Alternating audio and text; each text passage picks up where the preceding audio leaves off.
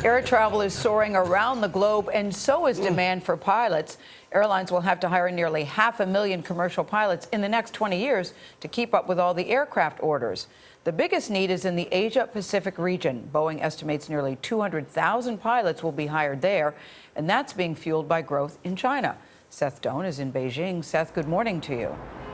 Good morning to you, Gail. We got a glimpse of just how chaotic travel in China can be earlier this week as the National Day holiday wrapped up. 4,000 flights were added to accommodate travelers during that week alone. 16 right, we're ready for pushback. After 15 years of flying, American pilot Dave Hubberts knows the cockpit, even if the destinations are different. He was doing Greensboro and Chicago and Fargo and Lafayette, Louisiana, whereas here I get to go to Qingdao and Wenzhou and Fuzhou and, oh God, Weihai, Wuhan. Places you'd never heard of before? Not only places I'd never heard of before, but I mean, look at Tianjin.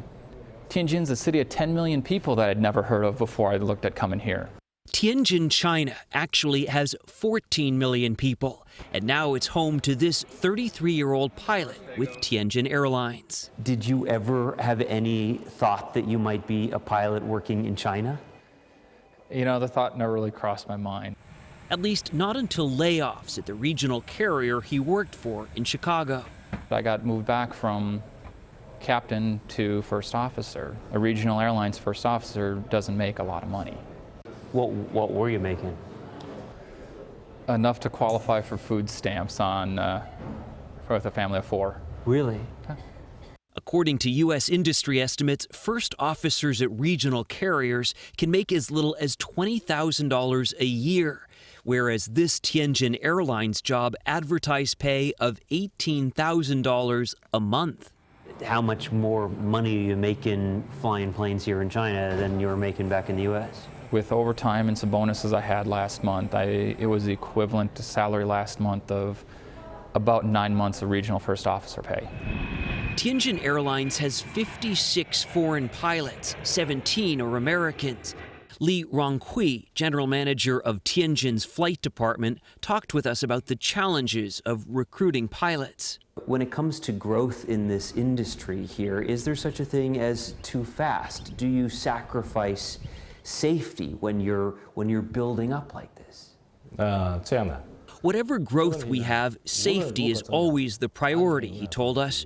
No airline can afford unsafe incidents. From his seat in the cockpit, Dave Hubberts sees China's growth. With the middle class expanding like it is in China, they want to travel, they want to go places, and you don't realize just what that equates to until you get over here and you see it for yourself and you realize that no matter where we run the airplanes, they're full. Now, those airplanes are so full that China's airlines are expected to have to triple the number of aircraft they have over the next 20 years. The problem is it can take up to 10 years to train a pilot.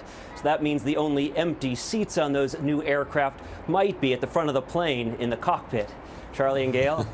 Nice close, Seth. Very nice. Thank you, Seth. It's another example of the sign of the times, isn't it? It really is. You know, it's creating unique opportunities where people hadn't seen them before. And the fact that China has these cities that are so huge that we've never really thought about them. There are a number of cities they have that have more than 10 million people. I know. Charlie, the numbers in China are staggering. Exactly.